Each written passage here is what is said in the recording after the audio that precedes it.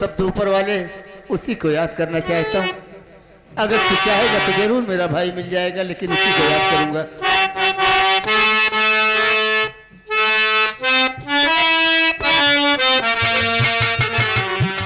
आखिरी वक्त है, आखिरी सांस है, आखिरी वक्त है, आखिरी सांस है, जिंदगी की है शामा।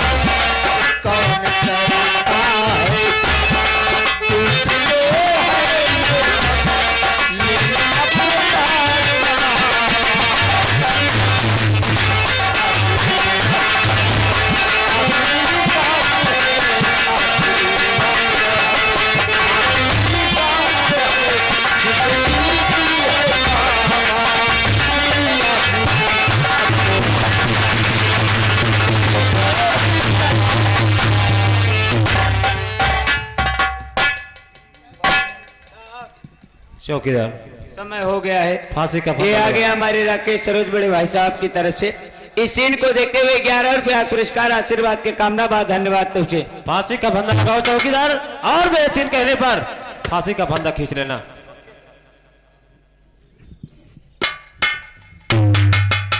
चलो रेडी। नंबर 1 और नंबर 2।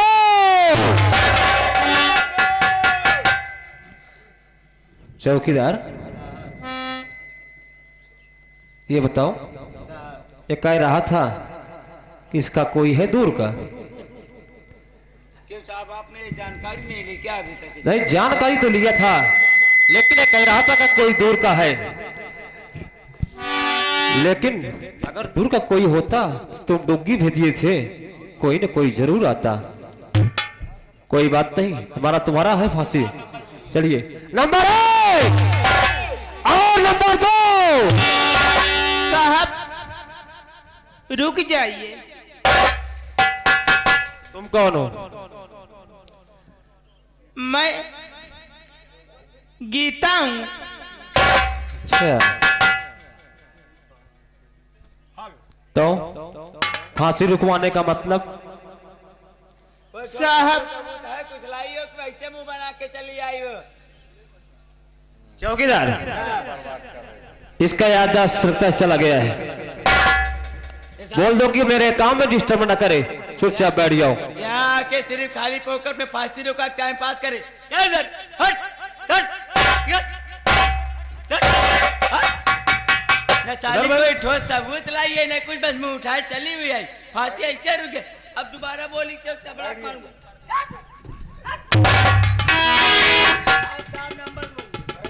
नंबर 1 और नंबर 2।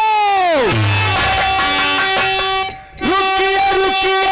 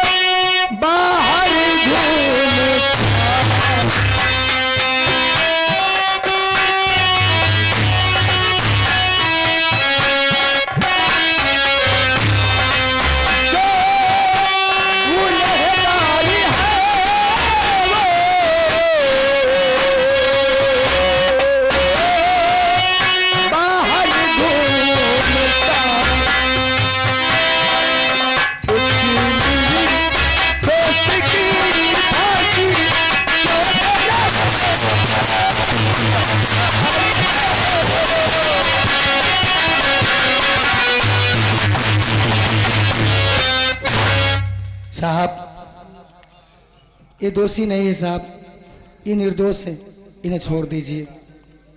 पहले तुम ये बताओ तुम्हारा नाम क्या है, तुम कौन हो? साहब मेरा नाम शेखर है। तुम्हारा नाम शेखर है? जी हाँ। लेकिन तुम कैसे कह सकते हो कि ये खूनी नहीं है? साहब ये खून करने वाला कोई गया नहीं है, बल्कि मेरे पिताजी। क्या तुम्हारे पिताजी? जी हाँ। तुम्हारे पिताजी का नाम? राय बहादुर। राय बहादुर? जी हाँ। तो तुमने खून करते हुए देखा है कि तुम्हारे पिताजी ने खून किया है? जी देखा तो नहीं, तो लेकिन इतना कह सकता हूँ कि जिसके कत्ल के जुर्म में हाँ। उनको फांसी हो रही है वो हमारे घर में नौकरानी थी। अच्छा। और जरा आप ही सोचिए कि जो इंसान अपने बेटों को नहीं हुआ, अपनी बेटी को नहीं हुआ, तो एक नौकरानी का क्या होगा? इसका मतलब है कि तू उसका बेटा है, और जो तुम्हारे साथ लड़की है ये कौन है? ये मेरी बहन है, ये मेरी तुम्हारी बहन रेखा है। तुम्हारी बहन रेखा है? जी हाँ। चौकीदार इसके बाद समझ रहे हो? ऐसा करो, सबसे पहले इसके पिता को बुलवाओ। क्यों? वो पूरा प्रॉपर्टी और प्रॉपर्टी बेच के भाग जाता है विदेश, हम कहाँ बुलाओ, कहाँ जाइए रे, कौन कहाँ बैठा? तेरे पास उसका नंबर है? मेरे पास नंबर है, माशाल्लाह नंबर बिजी कॉल में डालिए। लगा, हो सकता लग जाए।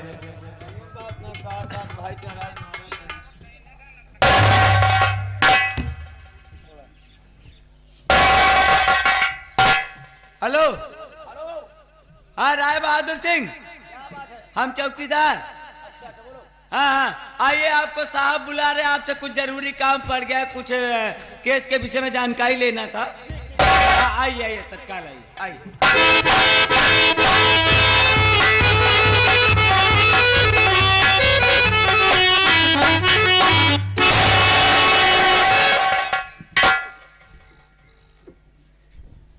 राय बहादुर बोलिए, किसने बुलवाया? देखो, थाने में आज मैं तुझे पहली बार बुलवाया हूं।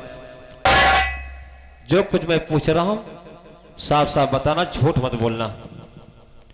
ये बताओ, जो तुम्हारे यहां नौकरानी का काम करती थी उसे किसने मारा? हकीकत जानना चाहते हो? हकीकत नहीं, क्या झूठ जानना चाहते? आपके सामने मुलजिम खड़ा है, फिर भी आप मुझसे पूछ रहे हैं। अरे ये तो मुंजी माई है, लेकिन जो सच्चाई है जरा आप बताने का महान कष्ट करेंगे। अगर विश्वास है तो तुम्हारा कौन है? अभी अगर अकल न खुली हो हकीकत मुझे मालूम है, हाँ। बात मुद्दे करेंगे आप, ठीक है? जानना चाहते हो कि नौकरानी का खून किसने किया? नौकरानी का खून मैंने किया था। लेकिन किस लिए खून किया था? क्योंकि अगर कोई मेरे साथ गद्दारी करता है तो इस धरती पर जीने लायक नहीं है। उसने मेरे साथ बहुत बड़ी गद्दारी की।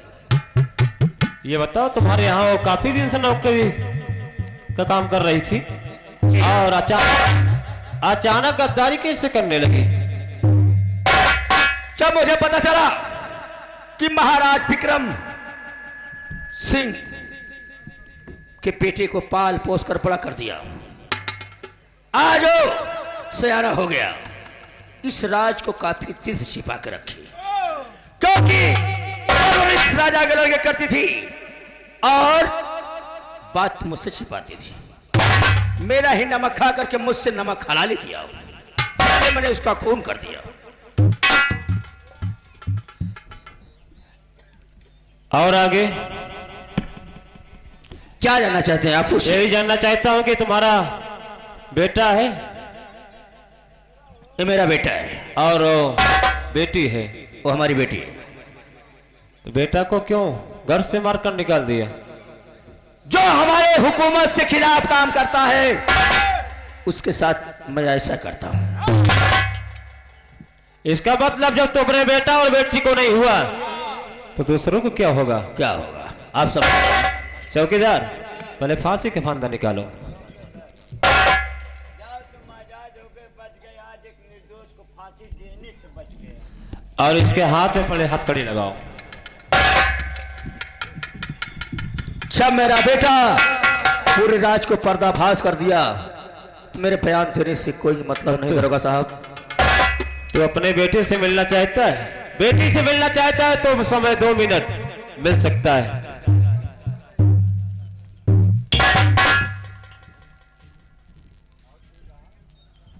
पिताजी वाह बेटा वाह, आज तूने सच्चाई का रास्ता दिखा ही दिया कि इंसान कभी भगवान नहीं बन सकता, इंसान कभी भगवान नहीं बन सकता। आज तू सच्चाई पर चल करके आज मुझे उस रास्ते पर ला दिया, उस रास्ते पर ला दिया कि आज मुझे जो भुगतना पड़ रहा है ये मेरे करने का नतीजा है। जो मैं अपने आप को भगवान बन बैठा था, अपने आप को मैं भगवान कह रहा था, मगर कहा गया है कि एक ना एक दिन सच्चाई सामने जरूर आती है। बेटा मैं जेल तो जा रहा हूं, मेरे एक दिन फांसी हो जाएगी, मगर पूरी प्रॉपर्टी मेरे नाम है। ये अजय और पीछे को वापस कर देना, क्योंकि मैं उनका नमक खाया हूं, उनके साथ मैं गद्दारी जरूर किया हूं, मगर आज लास्ट टाइम पर मुझे एहसास हो रहा है कि मुझे ऐसा नहीं करना चाहिए था। बेटा जी पिताजी। मैं चाह रहा हूं बेटा अपना ख्याल रखना। मैं तो अपने मुख से ये भी नहीं कह सकता कि बेटा मुझे माफ कर दो। नहीं पिताजी, ऐसा नहीं कहते, आप घबराओ मत। मैं आपके खिलाफ कभी नहीं जाता, भले मेरे साथ आप चाहे जो भी किए थे, लेकिन मैं आपके खिलाफ नहीं जाता। लेकिन मेरी मजबूरी ये थी पिताजी कि जिस निर्दोष की फांसी हो रही थी, आज उसी के कारण तुम्हारे बेटे की जिंदगी बची है पिताजी। इसीलिए मजबूरन मुझे एक कदम उठाना पड़ा आपके खिलाफ। मुझे माफ कर देना। नहीं बेटा, तूने सच्चाई का साथ दिया है, बुराई का साथ नहीं दिया। कहा गया है कि जो विधि ने ये लिखा विधाता, मिटाने वाला कोई नहीं। वक्त पड़े पर देने वाला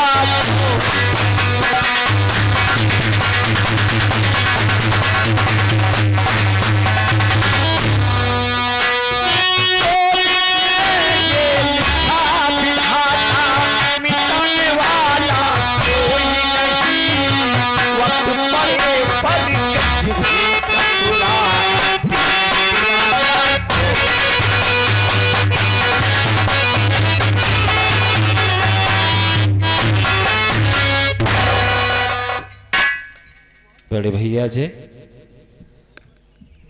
तो अपने छोटे भाई को ढूंढा है। हाँ सर, मैं तो अपने भाई को ढूंढ रहा था। लेकिन तेरा छोटा भाई तेरे सामने खड़ा है, मेरे ही दाहिने हाथ में विजय है। मैं ही तेरा छोटा भाई हूं, और जो नौकरानी कह रहा था वही मेरी माँ मुझे पाल पोस कर आज जिस मुकाम पर लाकर खड़ा कर दिया है भैया।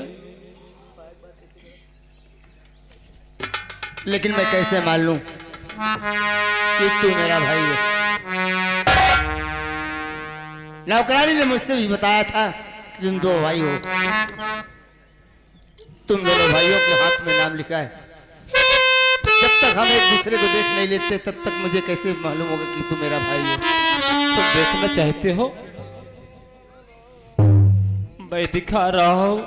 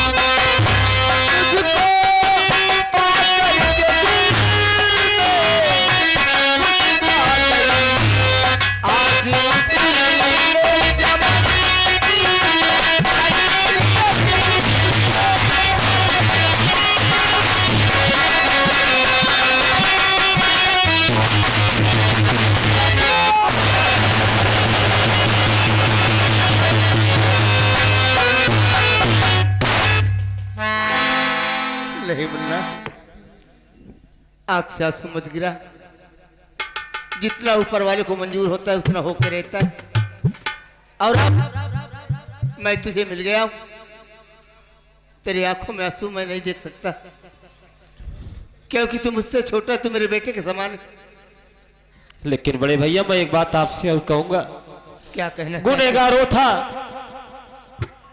गुनाह वो किया है, शेखर और इसकी बहन गुनाह नहीं किया है। इसलिए मैं कहना चाहता हूं कि शेखर की बहन जो है मैं उससे प्यार करता हूं और शादी भी करना चाहता हूं, और आज के बाद शेखर कहीं नहीं जाएगा, अपने इसी घर में रहेगा। तू तो मेरे मुंह की बात छीन ली।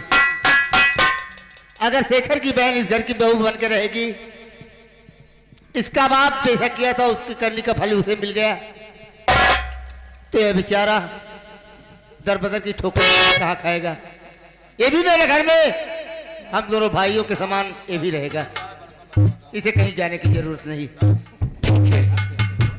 शेखर देख, आज के बाद तुझे जाने की कोई जरूरत नहीं। जैसे तेरे पिताजी रहते थे वैसे तो भी रहेगा। और आज के बाद एक बात और, चलो घर चलते हैं और धूमधाम से तेरी बहन की शादी मुझसे होगी। बस तो यही से हमारी संगीत समाप्त होती है। कलाकारों से अगर कोई टोटियां हुई हो तो अपना नादान बच्चा समझकर क्षमा कीजिएगा। जैसा कि आज की रात संगीत खेला गया था, उजड़ा हुआ परिवार, मंत्री का बढ़ा अत्याचार, उजड़ा हुआ परिवार, मंत्री का बढ़ा अत्याचार, उर्फ नौकरानी का प्यार। हम कलाकारों से अगर कोई टोटियां हुई हो अच्छा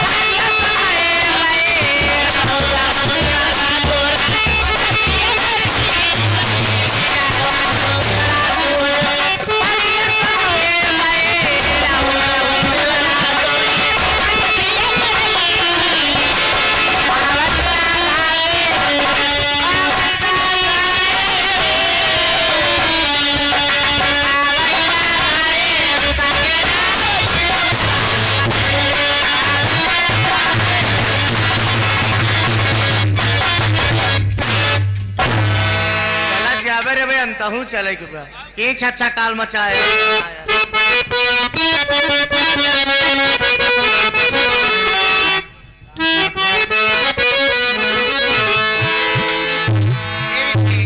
कैसे चल दिया कैसे चल दिया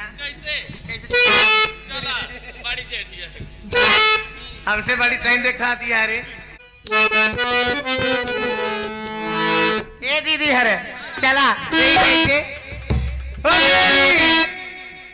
ओ मेरी चढ़ती जवानी लड़के ओ मेरी चढ़ती जवानी लड़के